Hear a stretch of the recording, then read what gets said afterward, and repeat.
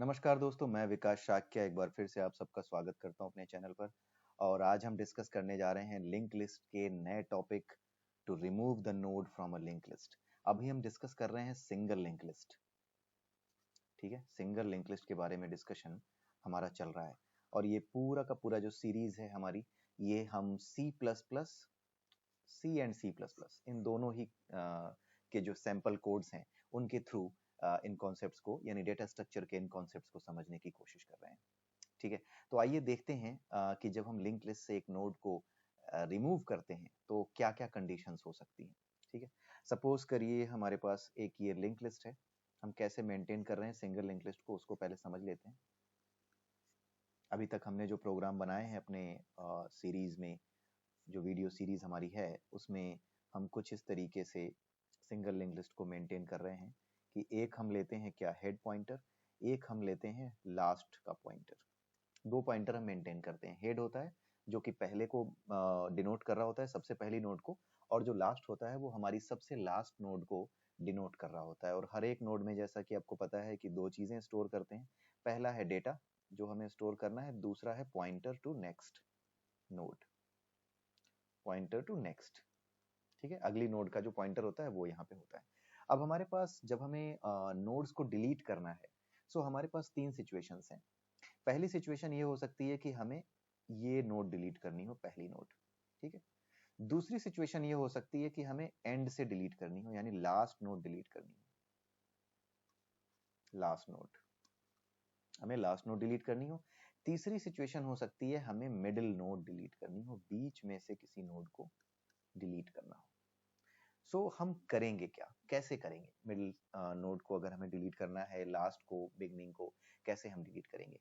ठीक है, तो सबसे पहले आज के इस वीडियो में हम देखेंगे कि फ्रॉम बिगनिंग, अगर हमें शुरुआत से डिलीट करनी हो, फ्रॉम बिगनिंग से डिलीट करनी हो पहली नोड, और you can say the first node, the head nod, उसको डिलीट करना हो तो हम क्या करेंगे।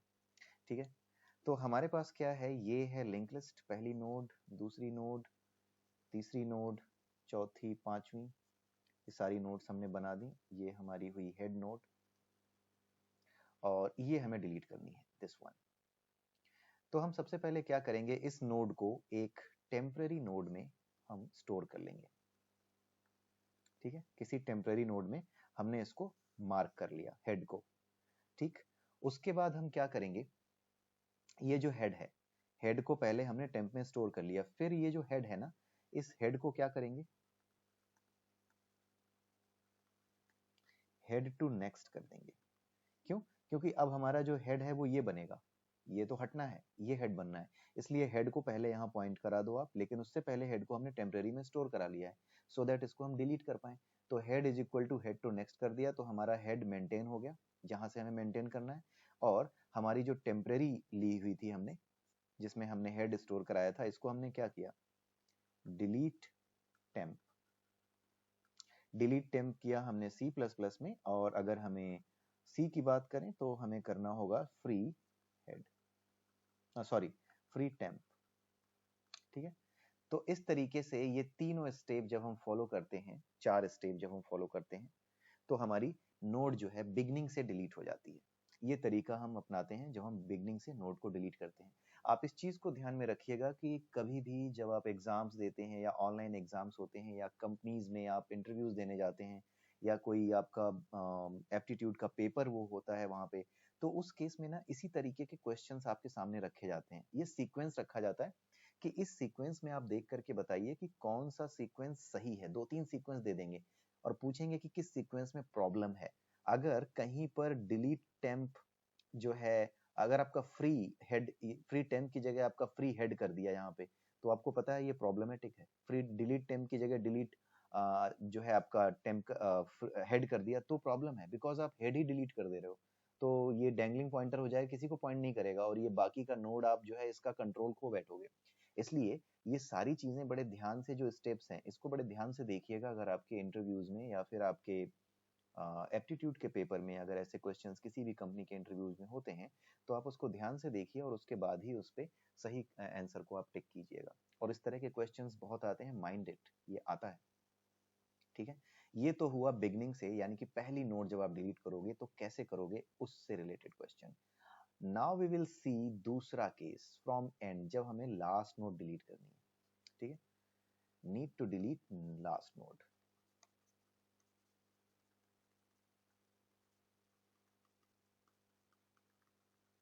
लास्ट नोड को डिलीट कैसे करोगे? आपके पास ये रही लिंक लिस्ट, 4-5 बना देता हूं नोड्स, ये रहे लिंक लिस्ट के नोड्स, ये रही हेड। जैसे कि आपको पता है कि हेड मेंटेन करते हैं हम और लास्ट मेंटेन करते हैं। ठीक है, हमें लास्ट वाले को डिलीट करना है, सीधी सी बात है। तो लास्ट वाले को जब डिलीट करना है तो हमें क्या चाहिए होगा? हमारा लास्ट अब ये बनेगा, अगर हमें इसको डिलीट करना है तो हमारा लास्ट कौन सा बनेगा? ये बनेगा, राइट। अब सिंस ये सिंगल लिंक लिस्ट है तो आपके पास कोई तरीका नहीं है पीछे जाने का, राइट। सो आपके पास जो तरीका है वो यही है कि आप लास्ट नोड को जब डिलीट करें तो आप क्या करें कि आप इसको चेक करें। कोई भी नोड जो लास्ट नोड है आप उसको चेक कर सकते हैं कि ये लास्ट नोड है या नहीं। पहली चीज तो ये हो सकती है कि कोई कह सकता है कि लास्ट नोड को ही डिलीट करो, तो आप क्या करोगे? लास्ट नोड तक पहुंचने से पहले आप हेड से होते हुए टेम्प में आप हेड को स्टोर करोगे। ठीक है, उसके बाद while temp to next is not equal to null। जब तक टेम्प के नेक्स्ट में नल ना हो जाए, टेम्प के नेक्स्ट का नेक्स्ट, यानी आप यहां तक जब तक ना पहुंच जाओ तब तक आप क्या करो? Temp is equal to temp to next करते रहो। ठीक है, temp is equal to temp to next तब तक करो जब तक आपके टेम्प टू नेक्स्ट ये नल ना मिल जाए। अब आप ये देखिए, सीधे सीधे आप ये नहीं लिख सकते, प्रोग्रामेटिकली इसको समझिए। टेम्प के नेक्स्ट टू नेक्स्ट लिखने से पहले आपको टेम्प को भी चेक करना होगा कि नल है या नहीं, ताकि ऐसा ना हो कि टेम्प नल हो गया तो आपका नेक्स्ट कहीं ऐसा ना हो कि नल से नेक्स्ट निकालो तो वो क्रैश कर जाए प्रोग्राम आपका। उसी तरीके से टेम्प अगर नल नहीं मिला तो टेम्प के नेक्स्ट को देखोगे कि वो तो नल नहीं है कहीं, क्योंकि आप टेम्प टू नेक्स्ट नल हुआ तो फिर उसका नेक्स्ट निकालोगे, इतने का नेक्स्ट निकालोगे तो फिर क्या होगा? फिर प्रॉब्लम हो जाएगी। अगर ये नल हुआ तो उसके नेक्स्ट में जाओगे तो कुछ मिलेगा ही नहीं, नल के नेक्स्ट का पॉइंटर आप एक्सेस करोगे तो एक इनवैलिड मेमोरी एक्सेस आएगी इधर, राइट। इसलिए सही जो स्टेटमेंट है, हम प्रोग्राम्स में भी इसको बनाएंगे, वहां पर जब हम अगले वीडियो में जब हम प्रोग्राम्स बनाना शुरू करेंगे तो वहां पर भी देखेंगे। तो सही तरीका ये है, while temp is not equal to null, पहली चीज तो temp आपका null नहीं होना चाहिए, and पहली कंडीशन ये हो गई, and temp to next is not equal to null। ये दो चीजें आपकी नल नहीं होनी चाहिए, राइट। अगर ये दो चीजें आपकी नल नहीं है तो आप क्या करिए? temp is equal to temp to next करते जाइए। आई होप कि आपको ये समझ में आ रहा होगा कि मैंने ऐसा क्यों लिखा है। सो आपको लास्ट जो नोड है उसके ठीक एक पहले आपको पहुंचना पड़ेगा। जब आपको temp is equal to temp to next करते करते ये कंडीशन ट्रू मिल जाएगी तो टेम्प किसको पॉइंट कर रहा होगा? सेकेंड लास्ट नोड को पॉइंट कर रहा होगा। ये मान लीजिए सेकेंड लास्ट नोड है, इसको पॉइंट कर रहा होगा। अब आप क्या करेंगे? जो आपका टेम्प यहां पर पहुंच गए हैं, अब आप इस टेम्प के जो है नेक्स्ट टू नेक्स्ट में आप नल पहुंच, ये आप चेक करके पहुंच चुके हैं, तो ये जो टेम्प है ना, ये आपको लास्ट में डालना होगा, लास्ट का जो पॉइंटर उसमें डालना होगा। लेकिन उससे पहले आपको क्या करना होगा? जो नेक्स्ट है, ठीक है, उससे पहले नहीं, पहले आप क्या करो? लास्ट जो पॉइंटर है ना, लास्ट जिसमें आप लास्ट को मेंटेन करे थे, अब उस लास्ट में आप क्या करोगे? टेम्प को डाल दोगे। यहां तक पहुंच चुके हो, इसी टेम्प को आप लास्ट में डाल दोगे, पहली चीज। तो आपको लास्ट में वो मिल गया जो कि आपको मेंटेन रखना है एज लास्ट। ठीक है, उसके बाद आप क्या करोगे? टेम्प में आप क्या डालोगे? अब टेम्प में टेम्प टू नेक्स्ट करोगे। जब आप टेम्प में टेम्प टू नेक्स्ट करोगे ना तो ये आपको मिल जाएगा, ये वाला जो डिलीट करना है, राइट। अब आप इसको क्या करोगे?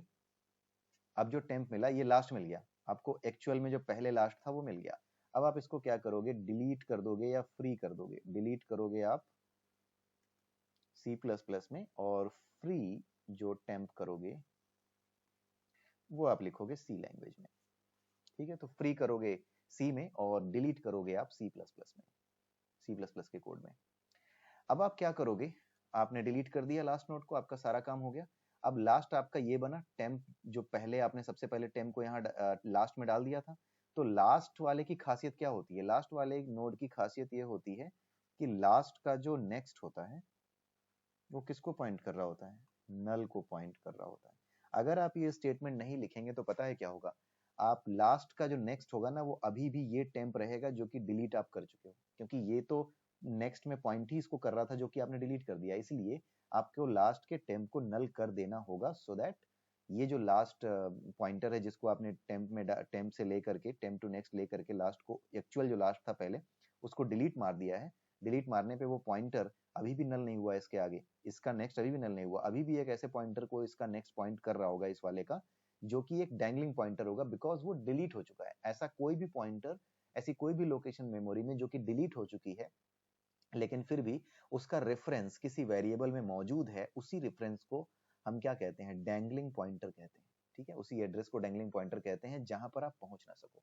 इसलिए आपकी ये प्रॉब्लम फिर से खड़ी हो जाएगी। इसलिए ये चारों स्टेटमेंट वन बाय वन आपको एग्जीक्यूट कराने होंगे। सबसे पहले last is equal to temp, फिर temp is equal to temp to next, last को फाइंड आउट करने के लिए, फिर delete temp and then last to next is equal to null. और इस तरीके से आपका लास्ट जो एलिमेंट है वो डिलीट हो जाएगा। आई होप कि आपको ये समझ में आ रहा होगा कि हमने ये कैसे किया है, राइट? अब हम अगले वीडियो में देखेंगे कि किस तरीके से मिडिल एलिमेंट को हम डिलीट कर सकते हैं, राइट? सो आज के लिए बस इतना ही, और अगले वीडियो में हम फिर मिलेंगे नए टॉपिक के साथ। उसमें हम डिस्कशन प्रोग्रामिंग कोड का नहीं करेंगे, प्रोग्राम नहीं बनाएंगे, हम ऐसा ही एक वीडियो लेकर आएंगे जिसमें हम कॉन्सेप्चुअली इसको समझेंगे, और उसके बाद हम वीडियोस में देखेंगे, 3 अलग अलग वीडियोस बनाएंगे और किस तरीके से हम नोड को डिलीट कर सकते हैं उसके बारे में हम देखेंगे। तो आज के लिए इतना ही दोस्तों, अगले वीडियो में हम फिर मिलेंगे। प्लीज मेरे चैनल को सब्सक्राइब कीजिए, मेरे वीडियोस लाइक कीजिए, आपको बहुत सी चीजें यहाँ पर धीरे धीरे मिलती रहेंगी। आप बने रहिए हमारे साथ, चाहे आप C++ के प्रोग्रामर हो, सी के हो, चाहे आप पाइथन सीखना चाहते हो, हर चीज आपको हमारे चैनल पर जरूर मिलेगी। इसी के साथ आज का वीडियो मैं समाप्त करता हूँ यहीं पर। अगले वीडियो में फिर मिलेंगे, तब तक के लिए have a nice day and bye bye.